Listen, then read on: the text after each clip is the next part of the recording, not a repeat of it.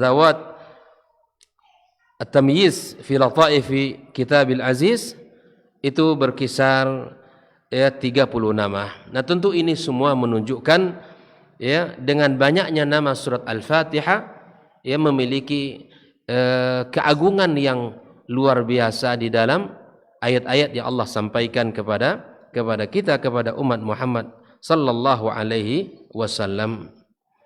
Kalau boleh kita membaca apa saja menyebutkan nama-nama surat Al-Fatihah, maka di antara namanya adalah Al-Fatihah, itu yang masyhur.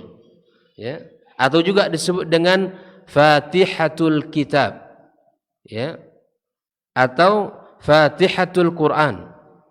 Al-Fatihah artinya apa? Pembuka. Ya. Dia membuka daripada Al-Quran ini diawali dengan surat Al-Fatihah.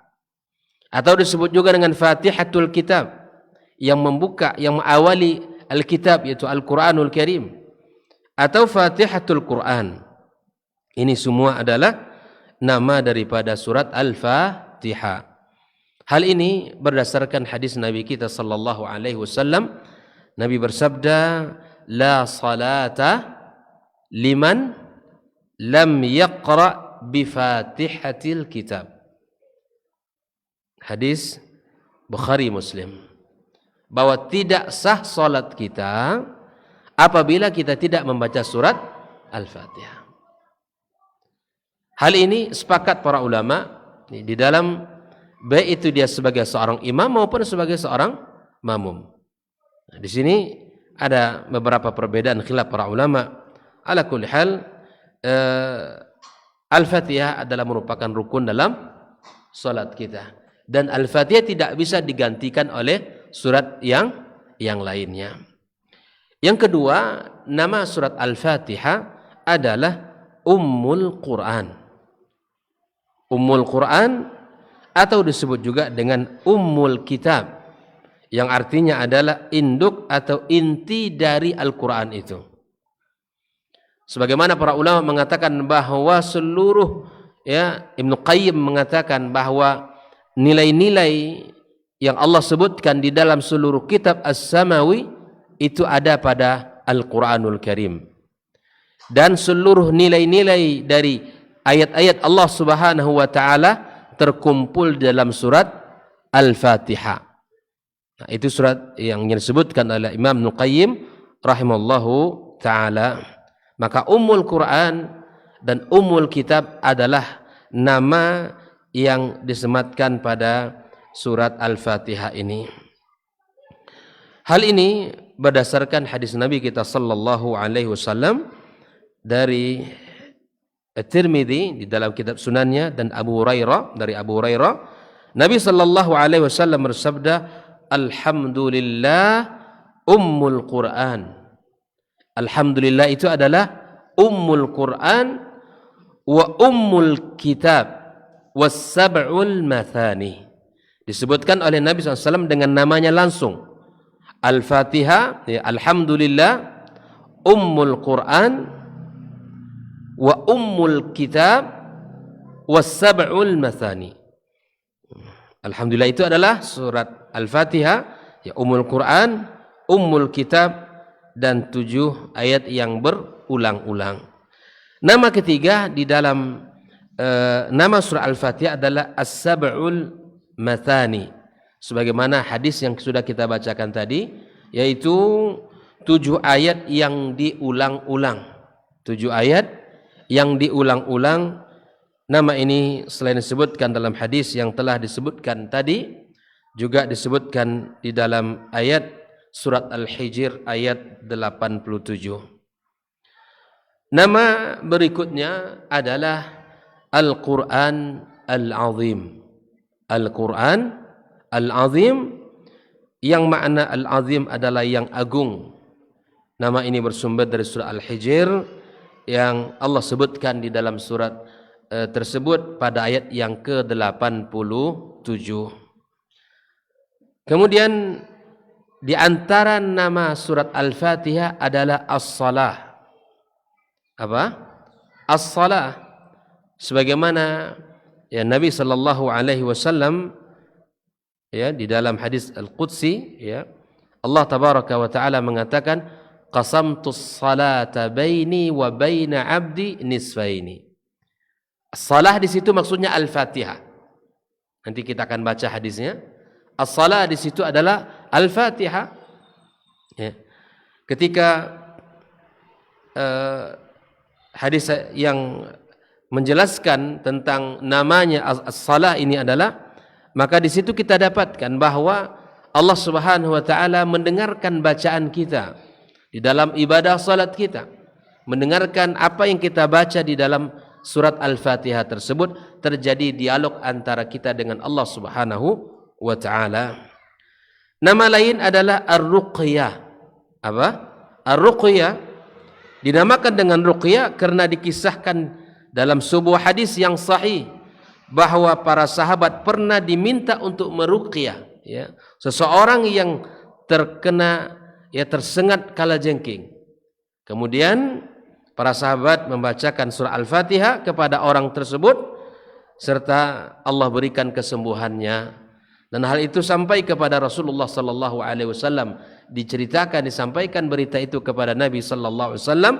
Dia pun bersabda, tahukah engkau bahwa Al-Fatihah adalah Ar-Ruqyah? Nah, ini Al-Fatihah adalah Ruqyah. Disebut juga di dalam hadis, ya, At-Tirmidzi, bahwa namanya juga Asy-Syifa. Apa? Asy-Syifa. Disebutkan Fatihatul Kitab syifaun min kulli sam, bahwa Al-Fatihah adalah obat dari segala racun. Nah, ini diambil dari hadis yang diriwayatkan dalam Sunan Ad-Darimi dari Abu Sa'id Al-Khudri secara marfu', ya, kepada Nabi kita sallallahu alaihi wasallam.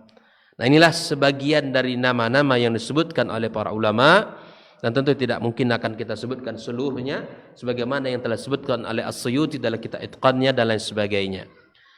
Nah, ikhwani wa akhwati fiddin, hafizakumullah wa ra'akum.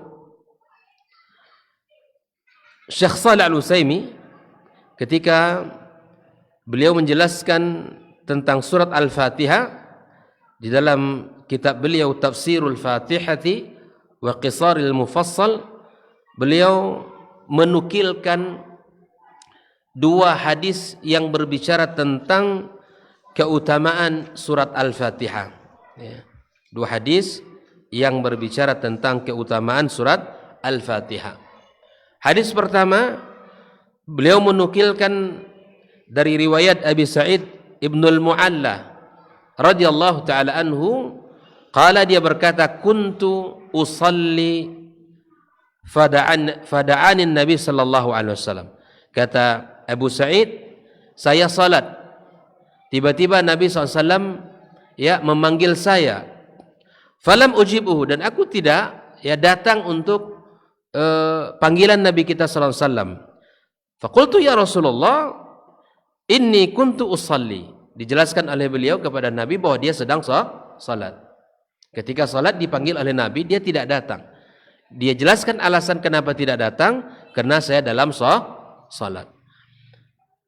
Qala alam yakulillah tabaraka wa ta'ala, lalu Nabi mengatakan kepada sahabat ini, istajibu lillahi walir rasuli idza da'akum.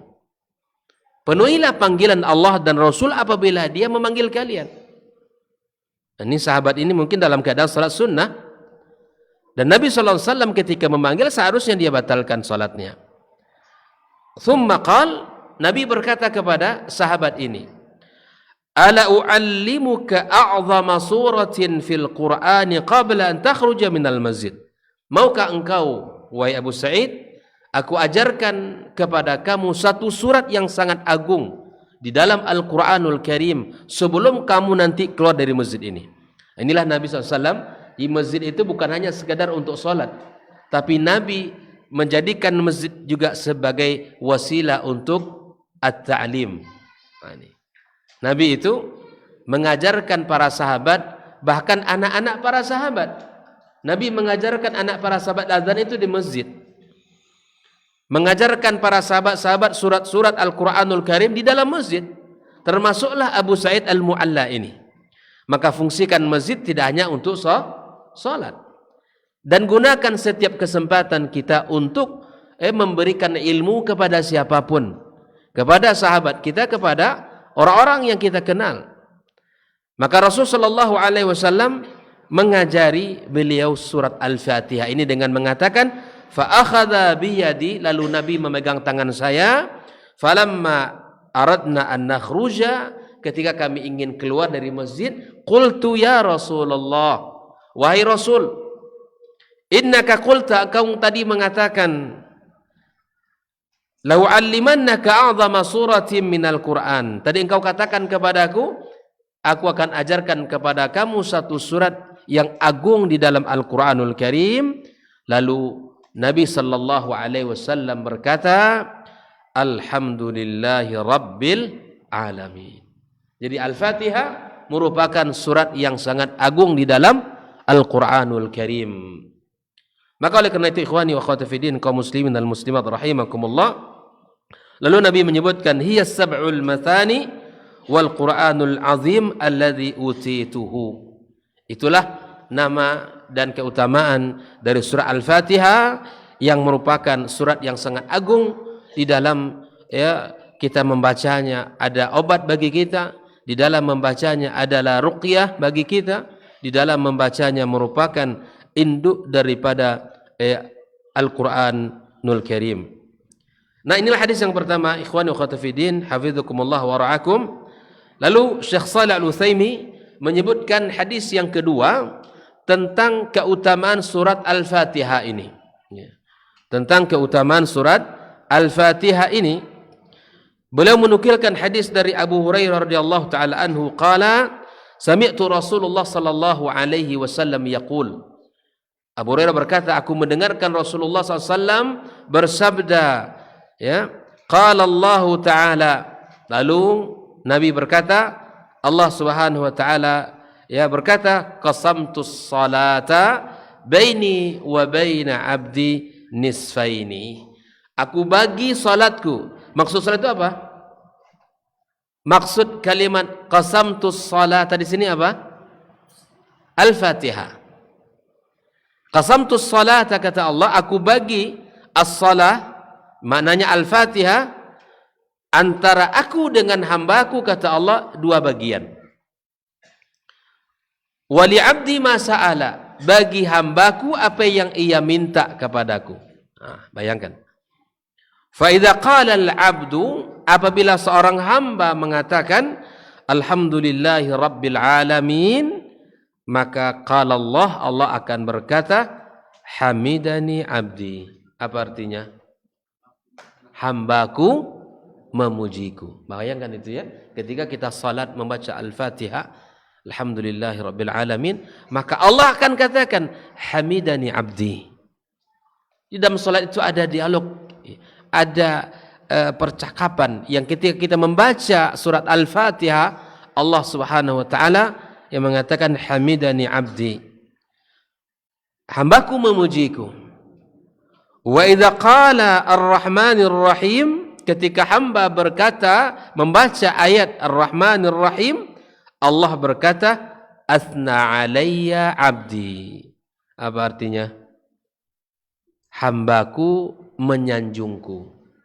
Athana itu sanjungan. Kalau tadi adalah pujian, hambaku memujiku, kata Allah.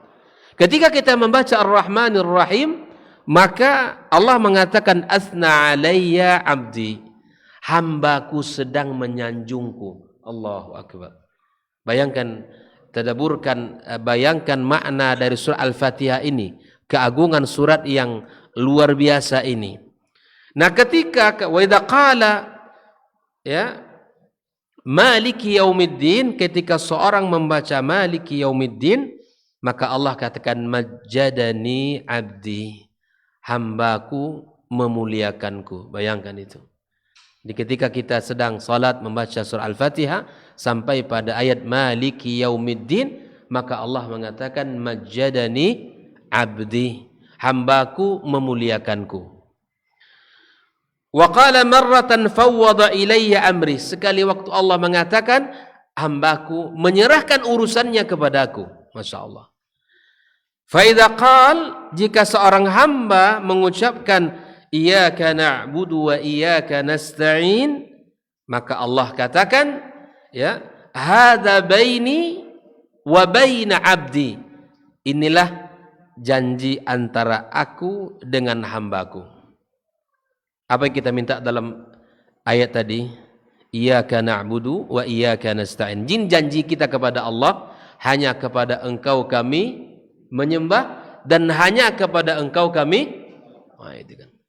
Iyyaka kan didahulukan litaqdim, ditakhirkan na'budunya. Kata para ulama, iyyaka didahulukan itu dengan satu tujuan lil hasar. Apa itu lil hasar? Kita hanya batasi ibadah kita kepada Allah. Tidak mungkin setelah salat melakukan kesyirikan lagi itu. Itu melanggar janji. Kita sudah katakan iyyaka na'budu wa iyyaka nasta'in. Makna iyyaka didahulukan dari na'budu, dari kata nasta'in lidilalati 'alal hasar. Kita batasi, hanya kepada Allah kita menyembah dan hanya kepada Allah kita minta tolong. Jadi selesai sholat tidak boleh lagi minta tolong kepada yang sudah mati. Tidak boleh lagi kita minta kepada yang sudah meninggal dunia. Minta kepada apa lagi? Sesuatu yang lemah dari makhluk ini. Kita minta tolong kepada azimat, tidak bisa. Itu melanggar janji kita dalam sholat kita kepada Allah Subhanahu wa taala. Maka kata Allah, hada baini wa baina abdi. Inilah janjiku antara aku dengan hambaku. Di dalam solat 17 kali minimal kita baca surah Al-Fatihah ini, maka kita ikrarkan janji kita kepada Allah Subhanahu wa taala. Maka lalu Allah katakan, wali abdi ma sa'ala, bagi hambaku apa yang ia minta kepadaku. Allahu akbar.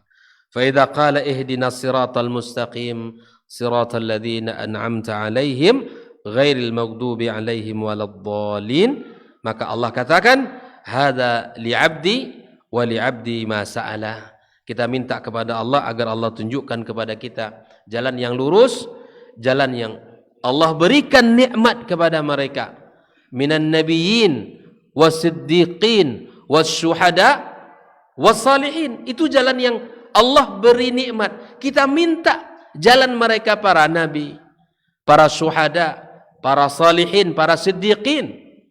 Itu yang kita minta kepada Allah. Maka Allah katakan, wali abdi masa'al, bagi dia apa yang ia minta kepadaku, Allah berikan. Setiap salat kita minta kepada Allah, dan kita berlindung kepada Allah, tidak jalan yang Allah murkai dan juga tidak jalan yang Allah berikan yang sesatkan. Jalan yang Allah murkai siapa? Al-Maghdub siapa mereka ini? Al-Yahud. Orang Yahudi itu dimurkai Allah, Pak. Kenapa demikian? Karena mereka mengetahui ilmu tapi tidak mengamalkan. Itu sifat orang Yahudi. Waladhdallin, juga tidak jalan orang yang sesat. Siapa mereka? Orang Nasrani. Kenapa sesat? Bodoh. Mereka beribadah tanpa ilmu. Orang Nasrani itu beribadah tanpa ilmu. Asal-asalan, asal mau, asal suka, asal senang. Itu sifat orang Nasrani. Tidak dipandu oleh dalil. Maka kita minta kepada Allah agar kita selamat dari dua jalan yang buruk ini. Jalan orang Yahudi, di mana ketika kita berilmu kita berharap Allah berikan kemudahan bagi kita untuk menjalankan ilmu. Yang kedua, jalan ketika kita beribadah ini, kita berharap kepada Allah, Allah tuntun kita dengan ilmu, dengan dalil Al-Quran dan Sunnah, dan pemahaman para as-salafil ummah. Kita beribadah ini di atas panduan yang benar, bukan asal-asalan, bukan dikira-kira dan dirasa-rasa, enggak. Tapi kita meyakinkan itu adalah sebuah ibadah dengan dituntun oleh dalil. Itulah jalan yang kita minta kepada Allah Subhanahu wa taala, yang kita berhindar dari dua jalan yang dimurkai dan disesatkan Allah Subhanahu wa taala. Hadis rawahu Muslim. Dua hadis yang kita sebutkan tadi yang disebutkan oleh Syekh Shalih Al-Utsaimin ketika dia menjelaskan keutamaan surat Al-Fatihah. Yang hadis pertama tadi dari diriwayatkan oleh Imam Bukhari dalam kitab sahihnya, dan hadis yang kedua ini diriwayatkan oleh Imam Muslim dalam kitab sahihnya. Ikhwani wa akhwati fiddin, hafizakumullah wa ra'akum. Itulah keutamaan surat Al-Fatihah yang disebutkan oleh Syekh Shalih Al-Utsaimin ketika menjelaskan keutamaan surat Al-Fatihah ini. Ikhwani wa akhwati fiddin, kita coba masuk di dalam penjelasan satu persatu dari ayat-ayat dari surah Al-Fatihah ini. Dan surah Al-Fatihah terdiri pada 7 ayat yang mana disepakati oleh para ulama bahwa Al-Fatihah itu adalah 7 ayat. Namun mereka berbeda pendapat apakah Bismillah termasuk surat Al-Fatihah atau tidak. Mereka sepakat dalam satu kesepakatan bahwa Al-Fatihah berapa ayat? Mereka sepakat Al-Fatihah itu berapa ayat? 7. Khilaf mereka adalah apakah Bismillahirrahmanirrahim masuk dari surat Al-Fatihah atau tidak. Di sini khilaf. Ada yang mengatakan masuk, dia bagian dari surat Al-Fatihah, dan ada pula yang mengatakan dia tidak masuk dari surat Al-Fatihah.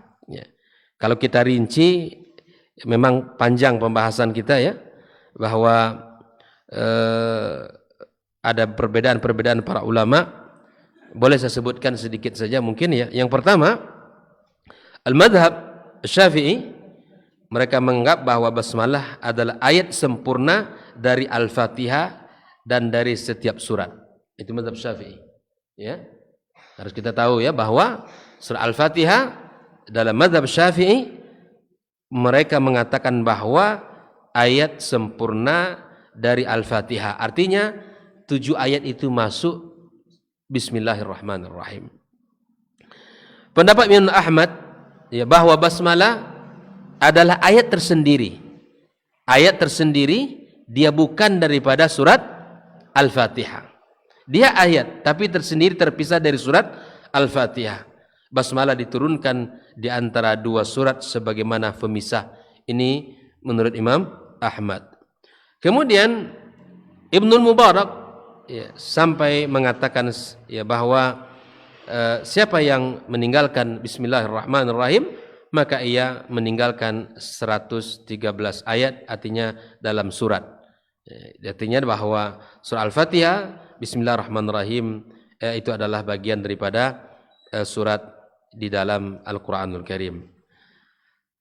Namun kesepakatan 4 mazhab dalam Islam menyatakan siapa yang tidak menyetujui Al-Fatihah itu bagian dari awal-awal surat, maka ia tidak dianggap kafir, karena ada perbedaan di antara mereka di dalam bab ini. Ala kulli hal, mazhab Syafi'i, saya ulang bahwa Bismillahirrahmanirrahim itu bagian sempurna dari surat Al-Fatihah, dan mereka sepakat bahwa Bismillah adalah ayat di dalam Al-Quranul Karim. Nah, kalau dia tidak masuk, mana ayat ke-6, mana ayat ke-7? Ya kan? Kalau kita mulai dari Alhamdulillahirabbil alamin, dalil yang mengatakan bahwa Bismillah tidak termasuk dari surat Al-Fatihah adalah hadis yang kita bacakan tadi, qasamtus salata baini wa baina abdi nisfaini. Allah katakan, aku bagi salat antara aku dengan hambaku 2 bagian. Lalu di dalam hadis itu dimulai dengan barang siapa yang mengucapkan alhamdulillah, maka Allah katakan hamidani abdi. Kalaulah bismillah itu merupakan bagian dari surat Al-Fatihah, mestilah Allah akan mengatakan di situ. Inilah dalil kelompok yang mengatakan dia bahwa bismillah bukan dari surat Al-Fatihah. Jelas ya? Lalu mana ayat ke-7? Mana ayat yang ke-6? Ghairil maghdubi alaihim. Nah, disitulah terjadi perbedaan ya ketika ihdinas siratal mustaqim ya siratal ladzina an'amta alaihim ya, maka di situ ayat yang ke-6 ghairil maghdubi alaihim waladdallin, itu ayat yang ke-7. Selesai ya? Baik, mari kita lihat ya di dalam penjelasan para ulama makna alhamdulillahi rabbil alamin ya. Di sini dijelaskan bagaimana surat Al-Fatihah ini bahwa Allah Subhanahu wa taala memulai dengan ya, memuji, menyebutkan pujian atas dirinya ya, alhamdulillahi rabbil alamin, di mana Allah Subhanahu wa taala mengatakan alhamdulillah. Alhamdu ya, ats-tsana ya kepada Allah Subhanahu wa taala, di mana Allah Subhanahu wa taala hak adalah Khalik yang berhak untuk kita sanjung dan untuk kita puji. Maka disinilah bahwa di sini mari ya bahwa pelajaran hidup kita, pelajaran untuk kita bersama, bahwa mari kita sanjung Allah Subhanahu wa taala sebagaimana Allah Subhanahu wa taala memulai surah Al-Fatihah dengan menyanjung dan mengangkat memuji dirinya sendiri. Allah sang Khalik yang berhak untuk dipuji. Alhamdu ya lillahi, Allah isim min asma'illahi tabaraka wa ta'ala, nama dari nama Allah tabaraka wa ta'ala yang itu tidak dimiliki, tidak boleh kecuali hanya untuk Allah Subhanahu wa taala. Maka kita tidak boleh memberikan nama siapapun dari anak kita kecuali ditambahkan di depannya abdun. Ya. Allah tidak boleh memakai nama itu kecuali Khalik. Ya. Tidak ada orang yang menamakan dirinya Allah. Tidak. Ini tidak boleh. Tapi kemudian bolehnya memakai tersebut apabila kita tambahkan sebelumnya dengan Abdullah. Abdun. Hamba Allah. Bahkan Nabi kita sallallahu alaihi wasallam mengatakan ahabbul asma ilallah, ada dua nama yang paling disukai oleh Allah. Yang pertama apa? Abdullah. Ahabbul asma ilallahi itsnan. Ada dua nama yang paling disukai Allah. Yang pertama adalah Abdullah, yang kedua Abdurrahman. Kalau ada nama anak kita lahir lagi nih, tak kasih nama itu Abdullah atau Abdurrahman, atau nama anak cucu kita kasih Abdullah, Nabi langsung menyebutkan itu wa Abdurrahman, karena Allah Azza wa Jalla menyukai itu berdasarkan ya perkataan dari Nabi kita sallallahu alaihi wasallam.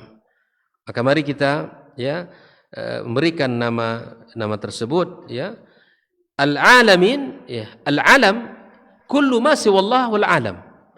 Alam seluruh apa yang diciptakan Allah atau seluruh makhluk selain Allah itu disebut dengan alam.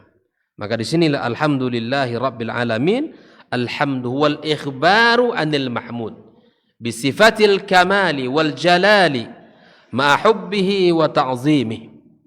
Kita menyebutkan, menyanjung, memuji Allah dengan kesempurnaannya, dengan segala keagungan Allah Subhanahu wa taala yang disertai dengan cinta dan ta'zim kepada Allah Subhanahu wa taala. Nah, Nabi sallallahu alaihi wasallam menyebutkan dalam sebuah hadisnya ya bahwa afdalul dzikri la ilaha illallah wa afdalus syukri alhamdulillah. Alhamdu adalah syukur kita kepada Allah. Sebaik-baik zikir adalah la ilaha illallah, dan sebaik-baik syukur adalah ucapan alhamdulillah. Maka kita dianjurkan di dalam agama ini ketika kita mendapatkan nikmat, kita membaca apa? Alhamdulillah alladzi bi ni'matihi tatimmus shalihat. Hafal? Saya ulangi, kalau kita dapat nikmat, maka ucapkan alhamdulillah alladzi bi ni'matihi tatimmus shalihat. Segala puji bagi Allah yang dengan segala nikmatnya sempurna seluruh kesolehan. Kita ulangi. Alhamdulillahilladzi bi ni'matihi tatimmus salihat. Kalau kita dalam mendapatkan nikmat. Dalam kondisi kita diuji oleh Allah, sakit tiba, usaha tidak jalan, apapun yang kita hadapkan, yang kita temui dalam kehidupan kita, kita tidak boleh mengeluarkan kata-kata kecuali kata-kata pujian kepada Allah. Apa doa di saat kita diuji dengan kesulitan? Apa doanya? Kalau dapat nikmat tadi sudah kita sampaikan. Alhamdulillahilladzi bi ni'matihi tatimmus shalihat. Segala puji bagi Allah dengan segala nikmat sempurna seluruh kebaikan. Kalau dalam kondisi sulit, dalam kondisi kita tidak menginginkan itu terjadi, tapi terjadi juga. Qadarallahu syafa'al. Ya, kita kembalikan kepada Allah. Nah, dalam kaitan pujian memuji Allah. Kita dalam kondisi senang memuji Allah, dalam kondisi susah juga memuji Allah. Apa doa yang diajarkan Nabi ketika kita mendapatkan kesulitan? Ahsantum. Maka doa kata Nabi SAW, Alhamdulillahi ala kulli halin. Segala puji bagi Allah dalam setiap keadaan dan kondisi. Jadi kita diajarkan oleh Nabi kita SAW bahwa kita agar memuji Allah. Karena Allah telah memuji dirinya dan Allah berhak untuk dipuji. Dengan segala kesempurnaan, keagungan, kebesaran Allah Subhanahu wa taala. Inilah potret hidup orang beriman itu. Yang keluar dari lisannya adalah kalimat yang baik. Memuji dan memuji Allah Subhanahu wa taala. Sebagaimana Allah memulai surah Al-Fatihah dengan pujian atas dirinya. Itu di antara makna alhamdu. Nabi mengatakan bahwa sebaik-baik zikir adalah la ilaha illallah wa afdalus syukri alhamdulillah. Baik. Yang kedua, bahwa alhamdulillah, alhamdu ini juga bermakna az-zikir. Ya. Dari Samurah ibn Jundub radhiyallahu taala anhu qala Rasulullah sallallahu alaihi wasallam ahabul kalami ilallah, ya sebaik-baik perkataan kepada Allah ada 4 perkataan yang disukai Allah. Yang pertama subhanallah, yang kedua walhamdulillah, wala ilaha illallah, wallahu akbar, la yadurruka bi ayyihinna bada'ta. Sahih Muslim. Dari mana saja kalimat yang 4 tadi engkau mulai untuk dibaca, tak ada masalah kata Nabi SAW. Ya, kalau kita mulai dari alhamdulillah, subhanallah, tidak ada masalah. Kalau kita baca subhanallah, walhamdulillah, wala ilaha illallah, wallahu akbar, maka kata Nabi SAW dalam hadis Sahih Muslim, inilah sebaik-baik ucapan yang disukai oleh Allah Subhanahu wa taala. Maka ya, alhamdulillah merupakan ya zikir yang luar biasa yang mesti kita ucapkan kepada Allah Subhanahu wa taala. Ikhwani wa akhwati fiddin, dan alhamdu juga berarti doa. Di samping dia syukur, sebaik-baik syukur kita kepada Allah, yang kedua dia merupakan zikir kita kepada Allah, ya, yang ketiga adalah berupa doa sebagaimana Allah Subhanahu wa taala katakan, huwal hayyu la ilaha illa huwa fad'uuhu mukhlishina lahuddin alhamdulillahi rabbil alamin. Dari Jabir bin Abdullah radhiyallahu taala anhu qala sami'tu an-nabiy sallallahu alaihi wasallam yaqulu afdalul dzikri la ilaha illallah wa afdalud du'a alhamdulillah. Sebaik-baik zikir adalah la ilaha illallah dan sebaik-baik doa adalah alhamdulillah. Jadi ucapkan alhamdulillah itu karena dia adalah zikir, karena dia adalah syukur, karena dia adalah itu dia. Jadi alhamdulillah itu mengandung 3 makna ini. Saya ulangi, yang pertama dia mengandung zikir, yang kedua dia mengandung syukur kita kepada Allah, yang ketiga mengandung Jadi terkumpul dalam kalimat alhamdulillah itu sangat banyak sekali. Ada zikir kita kepada Allah, ada rasa syukur kita kepada Allah Azza wa Jal, dan ada merupa doa kita kepada Allah Subhanahu wa taala. Maka jangan lupakan untuk memuja dan memuji Allah Subhanahu wa taala. Pujilah Allah, sanjunglah Allah setinggi-tingginya, karena Allah Subhanahu wa taala zat yang berhak untuk kita sanjung dalam kehidupan kita. Salat dulu, azan.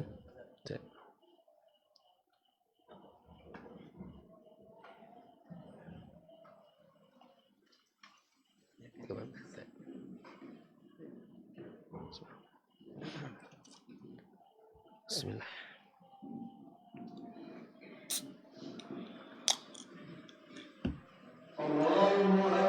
Bismillah.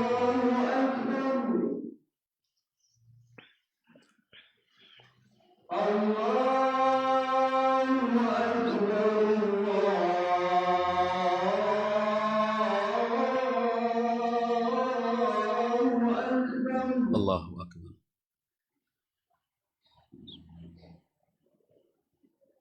Bismillah.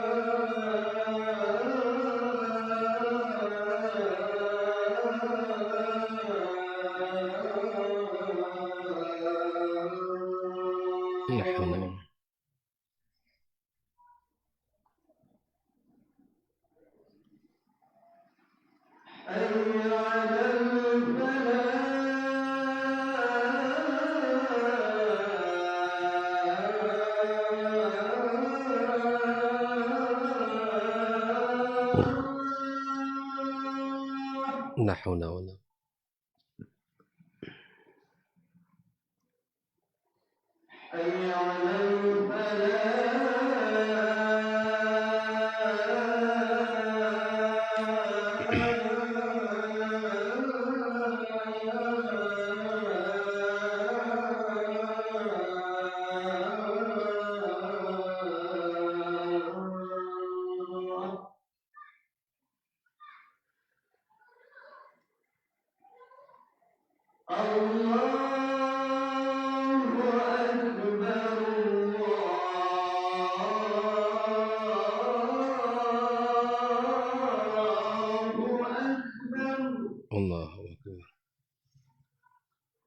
لا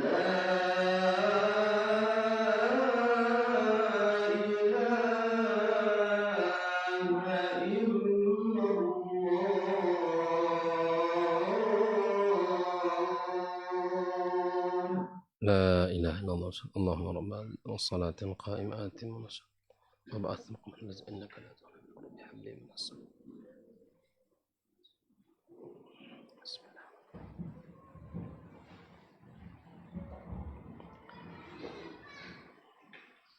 Bismillahirrahmanirrahim. Kita lanjutkan bahwa alhamdulillah adalah kalimat yang pantas untuk kita ulang dalam kehidupan kita, untuk senantiasa kita lantunkan dalam ucapan-ucapan kita, karena Rasulullah sallallahu alaihi wasallam mengajarkan itu kepada kita.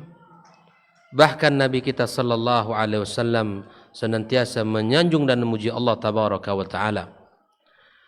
Bahkan dalam seluruh kehidupan kita, di dalam ibadah salat kita contohnya, hampir tidak ada dalam zikir salat kita, bacaan salat kita, kecuali di situ ada sanjungan kepada Allah Subhanahu. Mulai kita takbir, kita agungkan Allah Subhanahu wa taala, Allahu akbar. Kemudian kita membaca doa istiftah, kita membaca surah Al-Fatihah, kemudian kita ruku'. Semuanya adalah sanjungan kepada Allah. I'tidal. Allahumma rabbana lakal hamdu. Coba. Kita sujud. Subhana rabbiyal a'la. Kita sanjung juga Allah Subhanahu wa taala. Ya. Duduk antara dua sujud adalah zikir-zikir yang luar biasa. Dimulai dengan memuji Allah Subhanahu wa taala di awal salat kita, bahkan ketika kita ingin tutup salat kita pun demikian. At-tahiyat, ya, kita ucapkan at-tahiyatu lillah wassalawatu wattayyibat, semuanya kita menyanjung dan memuji Allah Subhanahu wa taala. Bahkan selesai salat pun kita juga berzikir dan menyanjung Allah Subhanahu wa taala. Makanya orang-orang yang senantiasa memuji Allah nanti di hari kiamat kelak termasuk orang-orang yang sebaik-baik hamba di sisi Allah Subhanahu wa taala.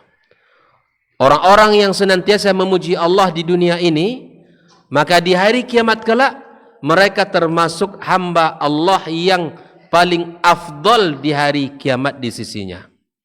Berdasarkan hadis Nabi kita sallallahu alaihi wasallam, qala Rasulullah sallallahu alaihi wasallam, afdalu ibadillahi ta'ala yaumal qiyamati al-hammadun.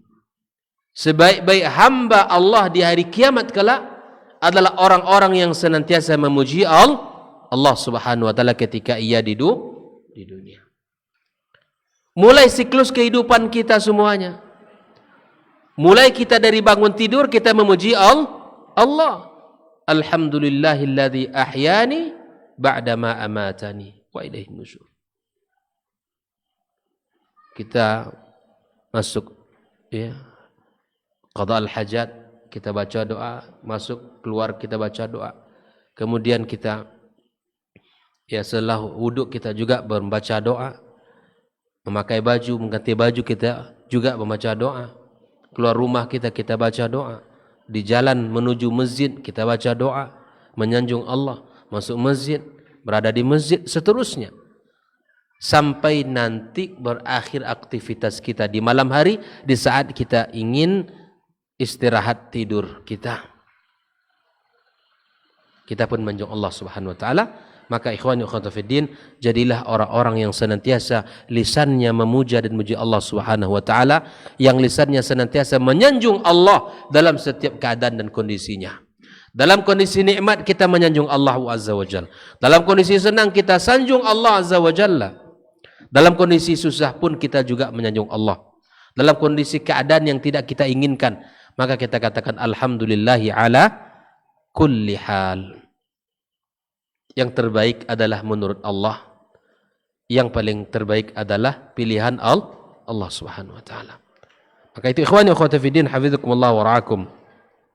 Di dalam alhamdulillah, ya, ini adalah disebut oleh para ulama dengan jumlah ismiyah. Ya, disebutkan Allah tidak menggunakan jumlah fi'liyah. Artinya tidak kita mengatakan nahmadullah ta'ala, enggak. Nahmadullah rabbal alamin, tidak. Tetapi Allah memulai dengan jumlah ismiyah, ya, tidak memulai dengan jumlah fi'liyah. Ya, para ulama mencoba untuk menjelaskannya bahwa ketika ya surat Al-Fatihah ini dimulai dengan jumlah ismiyah, artinya istihqaqullah lil hamdi, artinya hak bagi Allah untuk dipuji. Wala takhtassu biz zamani wala bil makan wala bil a'yan. Tidak terkhusus pada waktu tertentu, pada tempat tertentu, dan pada kondisi tertentu, enggak. Berhak bagi Allah untuk dipuji kapanpun, dimanapun, saat, ya, seperti apapun. Kita wajib memuji Allah Subhanahu wa ta'ala. Adapun ya ketika jumlah fi'liyah adalah di saat tertentu kita memujinya. Yadullu 'alal hudusi wa tajaddud. Ya, terkadang kita memuji, terkadang tidak. Tapi ketika dimulai dengan jumlah ismiyah, maka saat kapanpun, dimanapun kita memuji Allah Subhanahu wa ta'ala. Maka kehidupan kita tidak terlepas dari itu. Kaitkan selalu kepada Allah Subhanahu wa ta'ala. Ya, gantungkan selalu kepadanya. Karena Allah telah menyebutkan kepada kita, ya, sebagai zat yang wajib untuk kita puji. Maka ikhwani wa akhwati fiddin, di sini Allah Subhanahu wa taala mendahulukan qaddimal hamdulillah ala iyyaka na'bud wa iyyaka nasta'in. Kenapa demikian? Bahwa karena kesyukuran adalah sebab di dalam keimanan. Sudah pahami ya? Allah memulai surah Al-Fatihah dengan menyebutkan pujian atas dirinya. Lalu kemudian pada ayat setelahnya, ya, ayat berikutnya, Allah baru mengatakan iyyaka na'budu wa iyyaka nasta'in. Dijelaskan oleh para ulama, ini menunjukkan bahwa ketika kita bersyukur kepada Allah, itu sebab di mana keimanan kita bertambah kepadanya.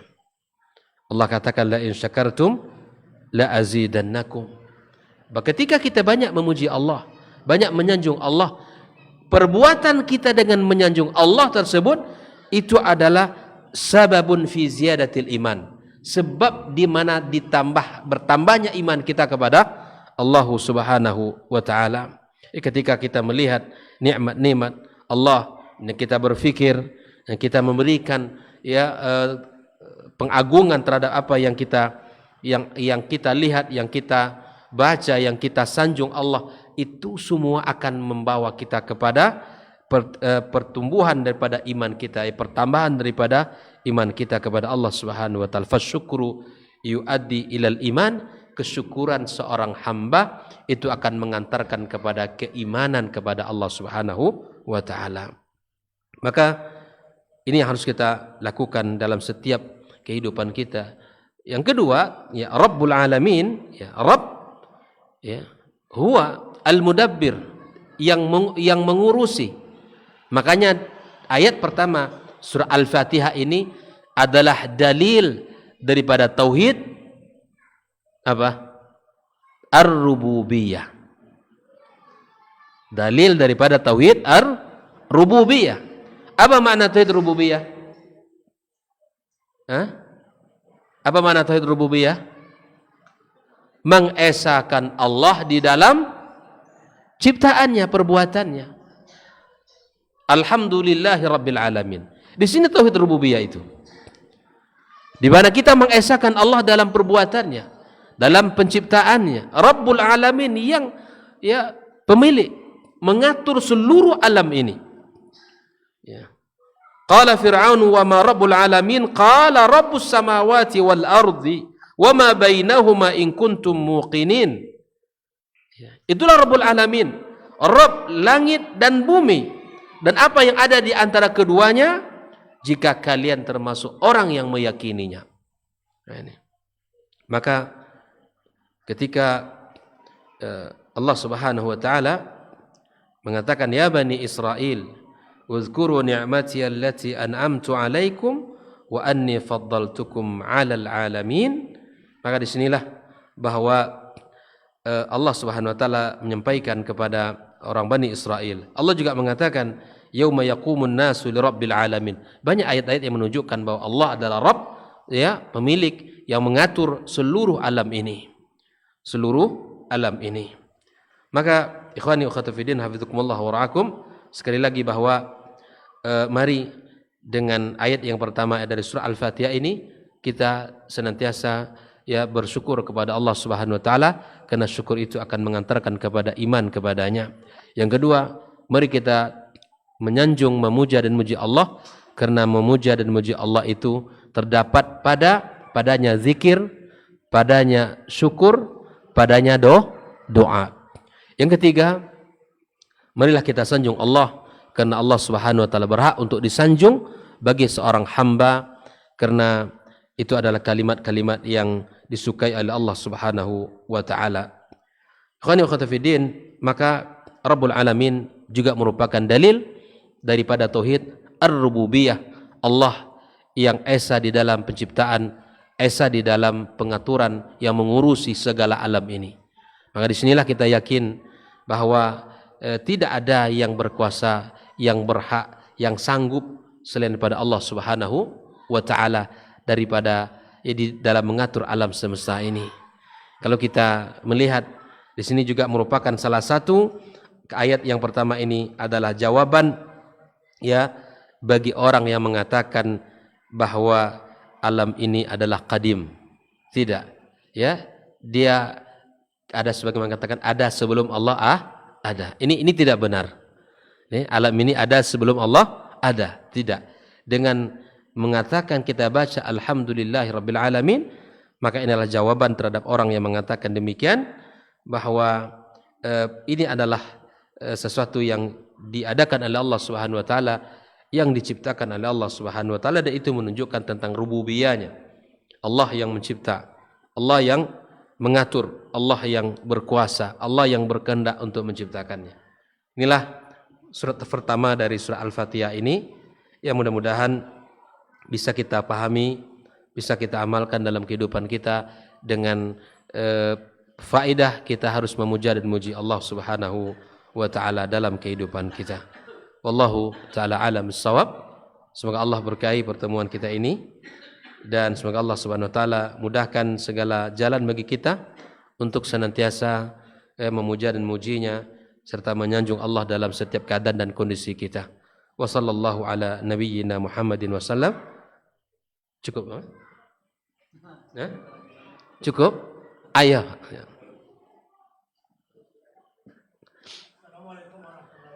Assalamualaikum warahmatullahi wabarakatuh. Naam. Naam. Naam. Dalam masyarakat jalan lurus itu bermacam-macam. Naam. Kelompok ini buatnya suluk seperti ini di jalan lurus. Yang kelompok ini buatnya jalan lurus. Mereka tidak menempuh jalan lurus, menempuh Nabi kata Bapak tadi. Naam.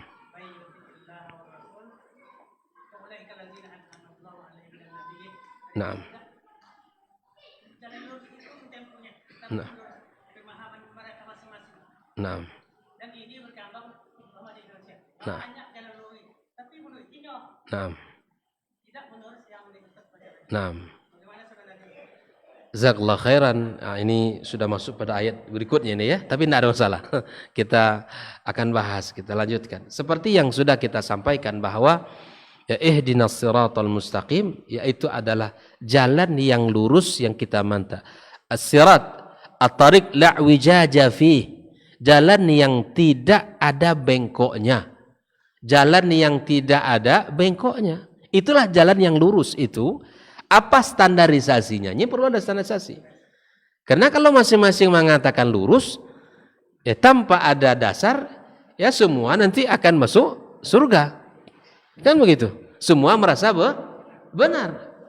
Maka yang dijelaskan oleh para ulama tafsir, ya, bahwa ketika menafsirkan ayat ini, sebagaimana kata para ulama, bahwa sebaik-baik penafsiran itu adalah Al-Quran ditafsirkan oleh Al-Quran. Maka kata ihdinas siratal mustaqim ini ditafsirkan oleh ayat yang lain, Ya itu tadi ayat yang kita maksud ya, bahwa yang kita minta di antara hamba Allah yang Allah beri nikmat itu adalah minan nabiyyin, para nabi, ya, para nabi yang mereka itu adalah orang-orang pilihan yang mengemban amanah risalah dan dakwah untuk mengajak umat kepada tauhid, kepada tauhid yang benar, ya, kepada jalan Allah Subhanahu wa taala, kepada akidah yang benar, ya, tidak jalan yang lain. Jalan Nabi la wijaja fih, tidak ada bengkok-bengkok jalan Nabi itu. Minan nabiyyin was-siddiqin, ya, para siddiqin itu tidak ada bengkoknya itu. Was-syuhada, para syuhada, was-salihin, dan orang-orang saleh. Inilah yang tidak ada bengkok itu. Kalau kita larikan kepada kita hari ini, maka kita mengikuti jalan Nabi kita sallallahu alaihi wasallam. Dia kalau masing-masing orang merasa bahwa ini kami baik, Anda juga baik, gitu kan. Nah ini banyak cabangnya nanti. Kebaikan itu mesti ada standarisasinya, ada ukurannya. Baik menurut kita belum tentu baik menurut Allah. Yang kita kerjakan sesuatu yang baik menurut Allah dan Rasul. Maka ketika kita di dalam beribadah kepada Allah, itu yang kita cari adalah dalil yang menyuruh kita mengerjakannya. Ini pegang baik-baik kaidah ini kaum muslimin. Ketika beribadah kepada Allah, yang kita cari adalah dalil, perintah mengerjakan. Karena hukum asal ibadah itu haram. Tidak boleh kita membuat ibadah. Salat 5 waktu ini tidak boleh dikerjakan kecuali ada dalil. Ada dalil sharih dari Allah dalam Al-Quran, ada dari sunnah, dan ada dari perbuatan Nabi, maka kita kerjakan, kita jaga, kita laksanakan. Urusan ibadah yang mesti kita cari ada dalilnya. Karena hukum asal ibadah itu terlarang. Kenapa dia kerjakan ini? Ini kan baik. Tidak cukup dengan baiknya saja. Kenapa berlama-lama di tempat situ? Ya kami kan di tempat situ, Ustaz, kami baca doa, baca zikir. Ya kami beribadah di dalam itu. Akhi fillah, ibadah silakan. Tapi ibadah yang dilakukan itu mesti ada tuntunannya. Kalau tidak nanti capek aja yang dapat. Inilah kerja syaitan itu. Membuat kita tergiur dengan amalan-amalan tertentu yang belum tentu ada dalil dan perintahnya, lalu kita dibuat suka kepadanya.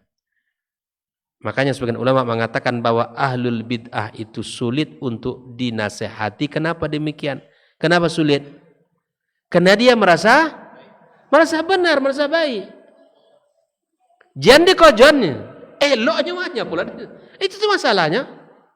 Dia elok menurut dia itu menurut perasaan atau pikiran dia, atau elok menurut Allah dan Rasul. Itu masalahnya. Ahlul maksiat, tapi kan kalau kita sebut tuh ahlul bid'ah susah untuk dinasihati, itu marah orang. Susah diterima dia tuh. Awak ada dekatan tidak bisa menerima nasihat. Dia gitu masalahnya. Bukalah diri gitu ya, belajar. Minta petunjuk kepada Allah, dinasehati. Oh iya betul ya, gitu kan? Kalau kita sebut nanti lainnya punya surga katanya kan, itu masalah. Siapa pula orang yang mengatakan diri punya surga? Tidak ada. Kita sama-sama beramal beribadah untuk Allah, mencari ridha Allah Azza wa Jalla dengan harapan Allah memasukkan kita ke dalam surganya. Kalau orang maksiat dengan kejahilan, betul-betul dia tidak tahu, mudah untuk diingatkan. Karena dia memang merasa salah. Orang salah, ya mudah untuk ditarik balik. Tapi kalau orang sudah merasa benar, sulit untuk diluruskan. Orang benar, bisa diluruskan. Nah, inilah tazyin asyayatin. Maka bacalah buku Talbisu Iblis. Dalam urusan ibadah, itu banyak jeratan-jeratan iblis kepada seorang hamba. Baca buku itu, sudah diterjemahkan. Bagaimana orang dipelintir, disesatkan oleh syaitan. Terjebak dia dalam sebuah amalan ibadah. Terjebak dalam sebuah urusan ketaatan kepada Allah. Yang itu bukan daripada syariat. Tapi kalau diingatkan begini, terkadang dibilang lawak mencabala umat. Ya subhanallah. Ya. Jadi begitulah kondisi umat ini. Semoga Allah jaga hati kita ya. Yang sudah ngaji Allah teguhkan di atas kajian kepada agama dalam agama ini. Allah kuatkan kita mengamalkan apa yang kita sudah pelajari. Kita doakan. Ya. Makanya doa cara kita berdakwah kepada saudara-saudara kita dengan cara yang lemah lembut ya. Ya. Cara lemah lembut dengan cara yang santun, ajak orang. Kalau orang tidak mau diajak, jangan marah Pak. Karena hidayah bukan di kita. Hidayah bukan di lisan kita. Bukan di tangan kita. Tapi hidayah itu milik Allah. Innaka la tahdi man ahbabta. Walakin Allah yahdi man yasha. Orang kau kasih tak akan bisa. Maka minta hidayah untuk istri kita. Minta hidayah untuk anak kita. Untuk pasangan kita. Minta hidayah. Allah yang membolak-balikkan hati kita ini. Maka itulah ikhwani wa akhwati fiddin ya, bahwa ihdinas siratal mustaqim itu jalan yang lurus. At-tariq la wijaja fi, yang tidak ada bengkoknya sedikit pun. Nah, standarisasi tidak bengkok itu tentulah adalah Allah ya, Rasulnya sallallahu alaihi wasallam ya, dan itu diamalkan oleh para sahabat-sahabat Nabi yang mulia ya, dalam kehidupan mereka, diikuti mereka. Kalau dinasihati, dengarkan dulu. Kalau diajak orang, dibetulkan orang, dengarkan dulu. Ya. Jangan ya dianggap bahwa orang ini adalah sudah langsung memvonis kita. Tidak ada orang memvonis.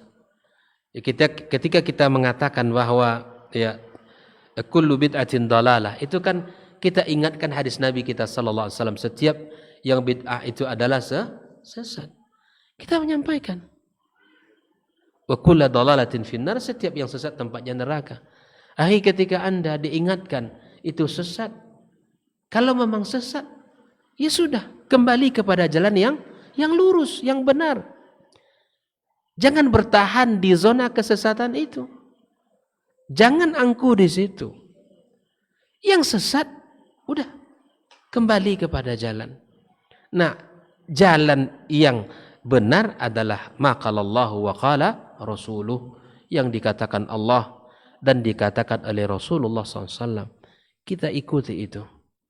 Ya, kita ikuti. Tentu dengan pemahaman para as-salafil ummah, apa yang mereka pahami, kita pahami. Ya, nanti ketika kita ajak untuk kembali kepada Al-Quran dan Sunnah, nanti ada pula subhat yang baru. Apa subhatnya? Masa bisa langsung memahami Al-Quran dan Sunnah tanpa pemahaman para ulama? Mana mungkin kita meninggalkan pendapat para ulama? Tidak mungkin itu. Makanya memahami Al-Quran dan Sunnah Nabi Sallallahu Alaihi Wasallam ya sesuai dengan pemahaman para ulama as-salafus salih, para sahabat, para tabi'in dan para ya ulama-ulama al-ajilla, yang mereka ini yang telah berjuang untuk agama Allah Subhanahu Wa Taala.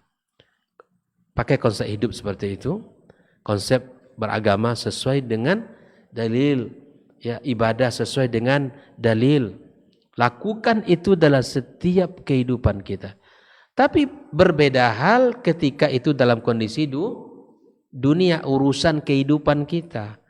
Karena hukum asal muamalah itu mubah. Boleh. Selama tidak ada larangan, silakan. Berinovasi, ya, berkreasi, menemukan sesuatu yang baru dalam urusan dunia. Itu dalam urusan dunia. Tapi dalam urusan ibadah, sifatnya tauqifi. Apa tauqifi? Berhenti mengikut apa yang sudah ditetapkan. Ya, urusan ibadah sifatnya tauqifi. Makanya kita tidak boleh berinovasi dalam urusan ibadah. Itu kata Nabi lakukan. Dilakukan oleh para sahabat, kita ikuti. Tapi dalam urusan dunia, urusannya sangat lapang. Boleh kita berinovasi. Mana dulu zaman dulu nggak ada handphone, Pak. Alhamdulillah hari ini dengan kemajuan teknologi, ini tidak bid'ah, tidak ada urusan bid'ahnya ini. Ya. Kipas angin tidak ada urusan bid'ahnya itu. Mikrofon zaman Nabi tidak ada bid'ah, tidak ada bid'ahnya itu. Sampai ada yang mengatakan, kalau memang kalian mengatakan bid'ah terus, berangkat hajilah kalian dengan onta, katanya. Ya Allah ya Rabbi. Tidak pandai mendudukkan, tidak bisa mendudukkan mana yang urusan agama, mana yang hanya urusan duniawi kita. Nah, oleh ikhwan ya akhwat fiddin, kaum muslimin dan muslimat rahimakumullah, mari kita sama-sama memahami bahwa urusan dunia silakan kita inovasi, silakan kita berkreasi, membuat sesuatu yang baru, gitu kan? Dan itu sangat dibolehkan dalam agama kita. Tapi dalam urusan ibadah, maka kita tauqifi dan kita hanya mengikut apa yang telah dilakukan oleh Rasulullah sallallahu alaihi wasallam. Wallahu taala alam bissawab. Barakallahu fikum. Fadhal.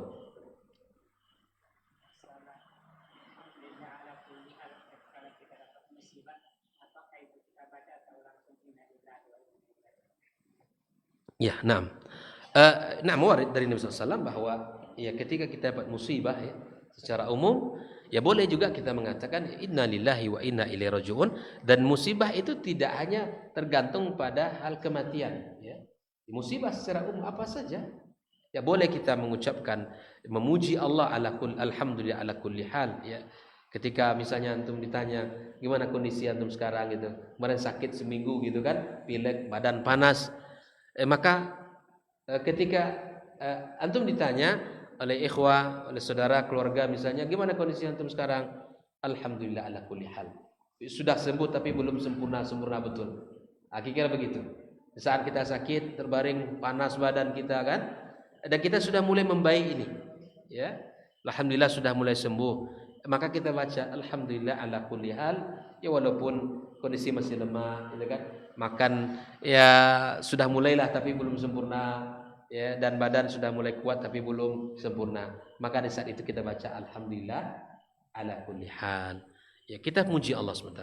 Ke dalam lafaz inna lillahi wa inna ilaihi raji'un ya, boleh. Boleh kita ya dalam hal-hal yang musibah-musibah ya yang mengena kita, yang menimpa kita, boleh ya kehilangan kendaraan misalnya, atau kehilangan orang-orang kita cintai dan kita kasihi, ya apapun, maka kita baca inna lillahi wa inna ilaihi raji'un. Jadi begitu ya, dalam kondisi-kondisi tertentu yang dimana kita belum sempurna, maka boleh kita baca alhamdulillahi ala kulli hal ya. Dalam kondisi apapun kita ya, kita kembalikan kepada Allah Subhanahu wa taala. Allah taala al-bissawab. Fadhal.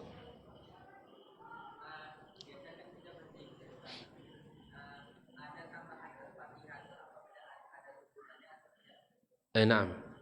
Zikir selesai salat. Zikir selesai salat. Wallahu taala alam ya, bahwa yang warid dari Nabi sallallahu alaihi wasallam bahwa di antara zikir-zikir yang dibaca oleh Nabi selesai salat itu yang pertama adalah istighfar. 3 kali astaghfirullah, astaghfirullah, astaghfirullah wa atubu ilaih.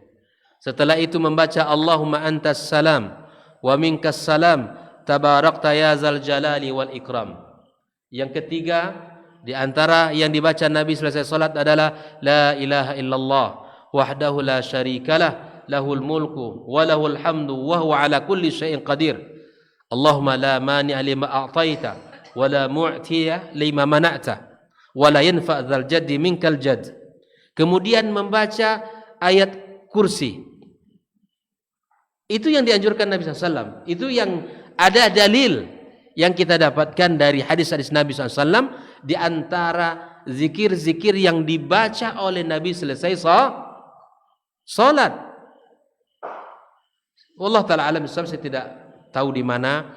Terkadang kalau Kalau misalnya salat Isya gitu kan, tidak mau zikir panjang-panjang langsung Al-Fatihah kan gitu. Wallahu taala alam bisawab. Saya tidak tahu itu. Mungkin ada bukunya, ya mungkin ada panduannya. Tapi sepanjang yang kami baca, yang kami dapatkan, yang dibaca yang maksur dari Nabi SAW setelah salat itu tadi. Istighfar 3 kali, membaca Allahumma antas salam sampai akhirnya, la ilaha illallah wahdahu la syarikalah sampai akhirnya, dan membaca ayat kursi, kemudian kita bertasbih, bertahmid, bertakbir 33 kali, disempurnakan 100 dengan la ilaha illallah wahdahu la syarikalah seterusnya. Itu yang warid dari Nabi SAW. Ya, terkadang ya betul, Al-Fatihah itu umul kitab.